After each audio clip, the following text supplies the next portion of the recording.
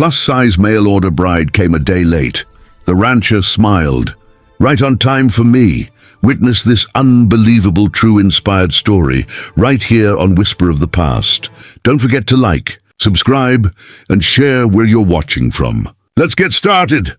The sun had just begun to stretch over the golden plains of Wyoming Territory when the whistle of the morning train echoed across the dusty valley.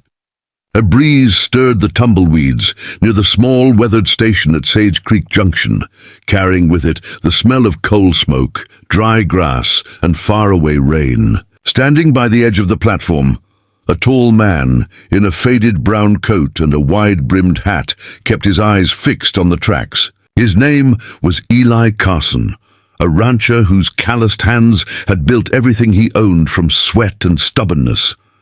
Eli wasn't a man who liked waiting. The West taught him that time was a luxury men like him couldn't afford. Cattle needed tending, fences needed mending, and life had a way of moving on whether a man was ready or not. But that morning Eli waited. He had been waiting since the day before, in fact. Yesterday, the train from Cheyenne was supposed to bring his bride, a woman named Clara May Turner, who'd answered his letter from an ad in the Ladies' Companion Gazette. She was from Kansas City, a milliner's assistant who'd grown tired of city dust and loneliness. Her letters were full of warmth and humor, written in neat cursive that always ended with, "I hope the West has room for a woman like me." Eli had smiled when he read that. He wasn't the type to care much for appearances. The land had a way of humbling a man until he learned what truly mattered. But even so, he'd been touched when Clara had written plainly, "I am not a slender woman, but I have strong arms and a kind heart. I can cook, sew, and love deeply if given the chance." That was enough for him. The train, however, had never arrived.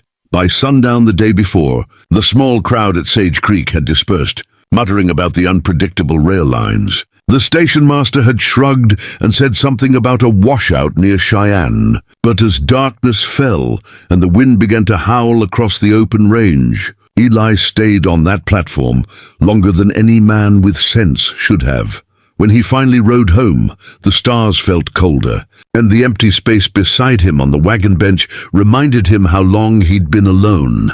Now, a full day later, the sound of another train echoed across the plains. The whistle cut through the morning silence, and Eli felt his heart jump. He stood straighter, brushed the dust from his coat and waited as the iron beast slowed to a stop, screeching against the rails. The doors opened and a few passengers stepped down. A couple of miners, a traveling preacher, and a mother with 2 small children. No one who looked like the woman from Kansas City.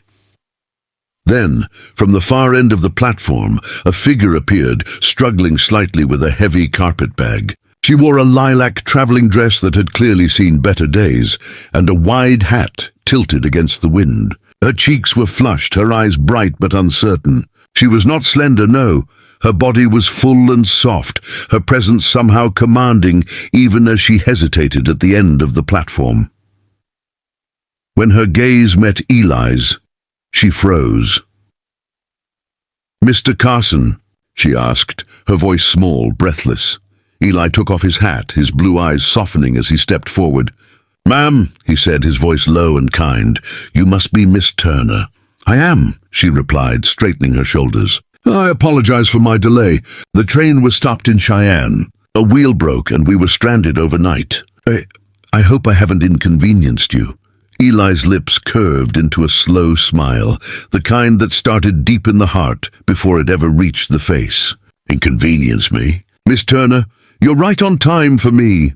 Clara blinked, surprise flickering in her eyes. Then she laughed, a warm, rich sound that seemed to chase away the wind. The tension between them melted like snow under the sun. Eli took her bag and offered his arm. "The wagon's this way!" "It's a bit of a ride to the ranch, but I reckon you'll like the view." "I'm sure I will," Clara said, and allowed him to lead her. The two rode side by side across the open prairie. The land stretched endlessly, golden grass swaying in the breeze, dotted with grazing cattle and the distant shadows of mountains. Clara's eyes were wide, taking it all in. "It's so vast," she murmured, "like the world forgot to stop." Eli chuckled softly. "Takes some getting used to. But once it gets under your skin, you'll never want to leave." They rode in comfortable silence for a while, broken only by the creak of the wagon and the cry of a hawk circling overhead. Eli stole glances at her, the way her hat fluttered in the wind, the way her hands rested calmly on her lap. There was something steady about her, something that felt like home. When they reached the Carson Ranch, the sun was already dipping low, painting the sky in bands of pink and gold. The ranch wasn't large, but it was well kept. A sturdy wooden house, a barn, corrals, and a few acres of green pasture stretching beyond. Eli helped Clara down from the wagon. She looked at the house for a long moment, then smiled. "It's smaller than I imagined," she said softly, "but it looks loved." "That's a fair word for it," Eli said. "Everything you see here I built with my own hands, but it's been missing something. Maybe someone." Clara looked at him, her cheeks coloring. "You speak kindly, Mr. Carson." "Eli," he corrected gently. "You best start getting used to that." That evening, Clara cooked for the first time in her new home, biscuits and stew from the supplies Eli had set aside. The kitchen filled with the comforting smell of herbs and flour. Eli watched from the doorway, his heart unexpectedly full. He hadn't realized how empty the house had been until now. Over supper, they talked about small things, the weather, the cattle, the neighbors. But underneath the easy conversation, something unspoken grew between them. Clara spoke with quiet strength, her words thoughtful, and Eli found himself smiling more than he had in years. When the dishes were cleared, Clara stepped out onto the porch. The night was cool, the stars brilliant against the dark sky. Eli joined her, standing close enough to feel the warmth of her shoulder near his. "Do you miss the city?" he asked after a while.